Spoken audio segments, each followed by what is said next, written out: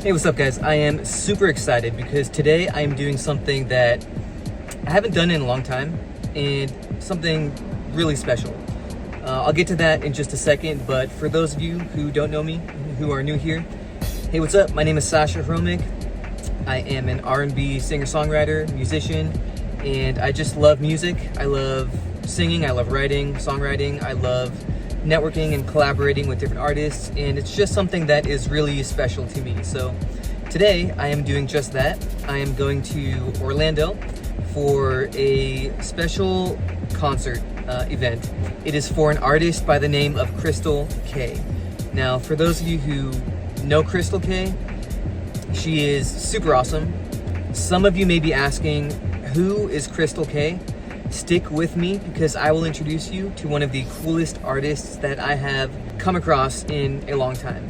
We should be in Orlando in a little over an hour, so until then, stick with me. It's gonna be a really fun day, so.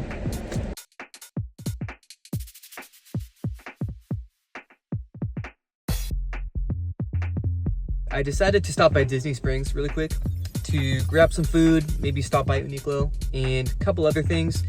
I don't need to be at the event until 4 p.m. So until then, come with me.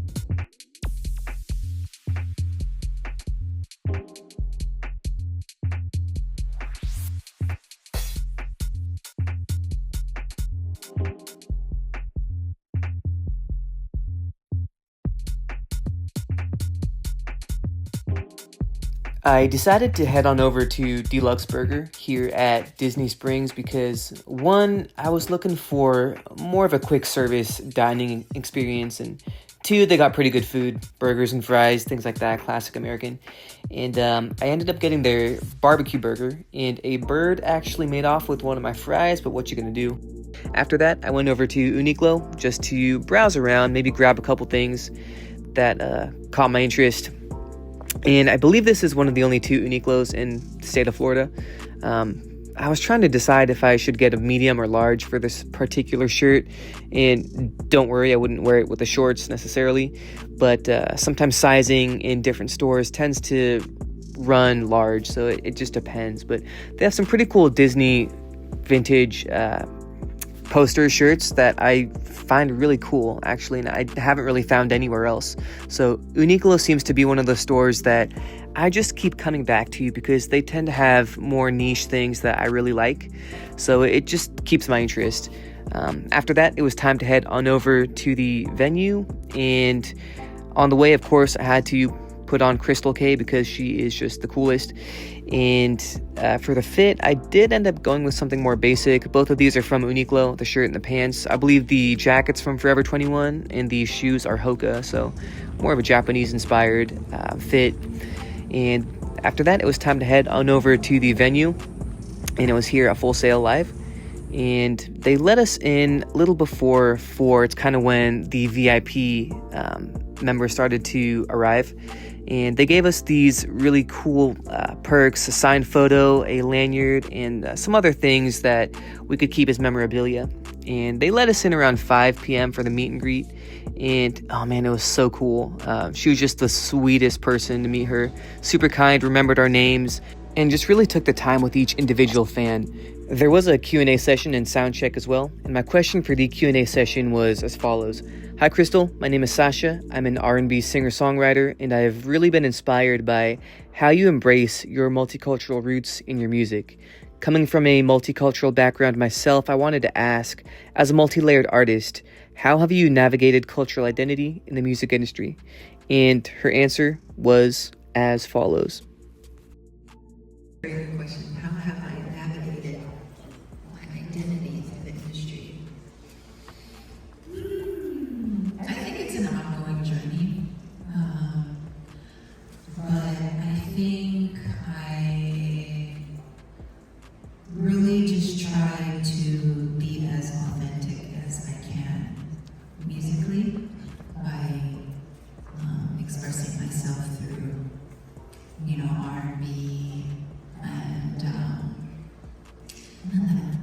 I think it's just automatically it just gets mixed up because being born and raised in Japan, obviously the language is Japanese, so the language I would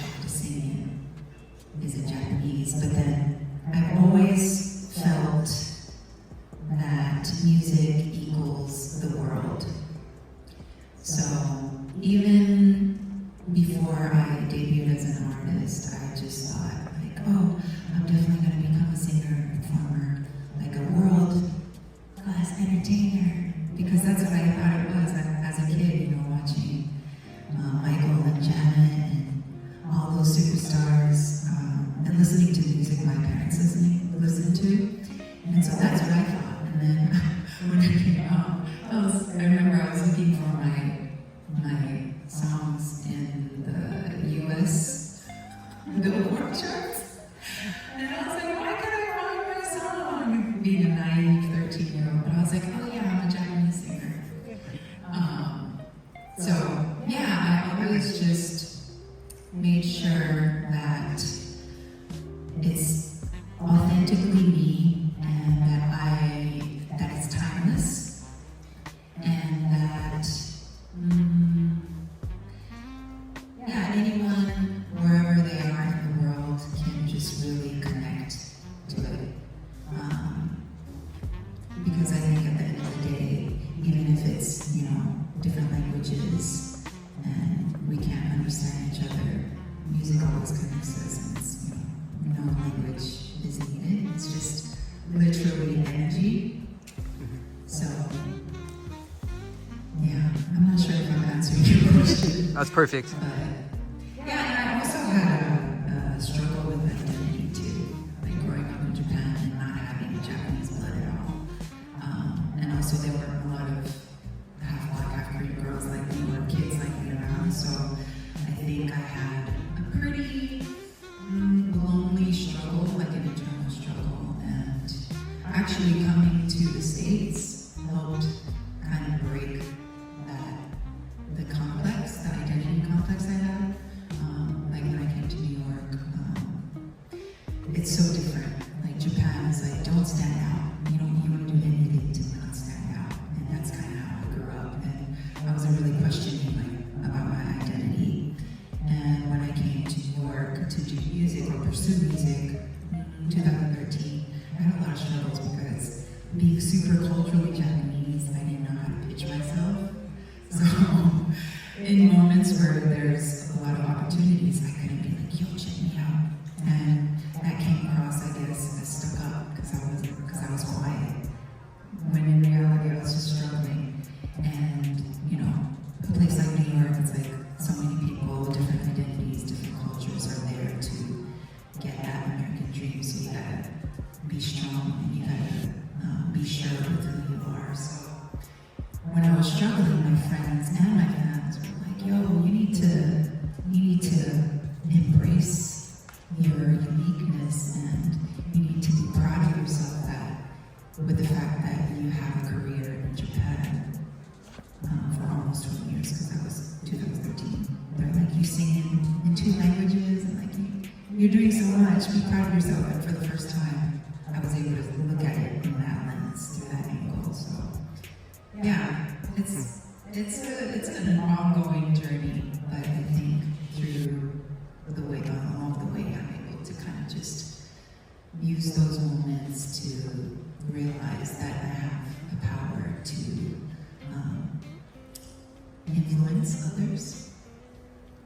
Yeah, I hope I answered the question. Yeah. After the sound check and the Q&A, they released us for a little bit while Crystal got ready, and while they also revamped the space for more public access, because like I said, this was just the VIP meet and greet experience.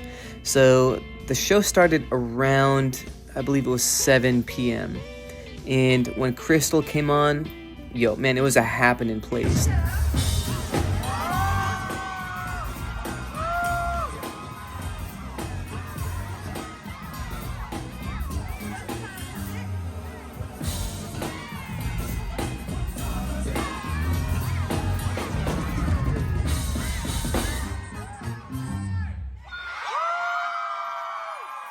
I mean, the energy in the place was just incredible. And that dance break she did for What Time Is It was one of my favorite parts of the show, surprisingly. I wasn't expecting it to catch me like that, but it was just really cool energy. And she did all the songs I wanted her to do. She did Candy, she did Think of You, she did Kirakuni, and she did a couple covers as well. She did one of Janet Jackson's I Get Lonely, and then she did another cover of Human Nature by Michael Jackson. So it was kind of a back-to-back Jackson feature. And she talked about how both of those artists really inspired her to pursue music, and it was just really cool to hear that side of her story in a more intimate way. Oh, and she also did a cover of My Boo by Ghost Town DJs that was really cool. This was her during Kira Kuni, and it's finally out of streaming jail, and it was really awesome to hear just her talk about her music in a more intimate setting and from her personally. So now I want to throw it back to you guys and ask, are you fans of Crystal K? If so, let me know your favorite song or album in the comments, or if you've seen her on tour or are planning to for the next upcoming few dates. I told her a bit about my music journey, and she sent me this really sweet message just wishing me well on the artist journey, because Lord knows it's not easy out here. But to have somebody like Crystal just encourage me like that was very kind. So I'm grateful also for that. And yep, I definitely had to buy a t-shirt and a vinyl. And here's me with some of the other fans that I met, super sweet people. After that, it was time to head back home, but before then, I swung back to Disney Springs and went to Gideon's for a nitro cold brew for the ride home, and it was excellent as always. Alright guys, thanks so much for hanging out with me today. Again, let me know your favorite Crystal K song or album in the comments, and I will catch you soon.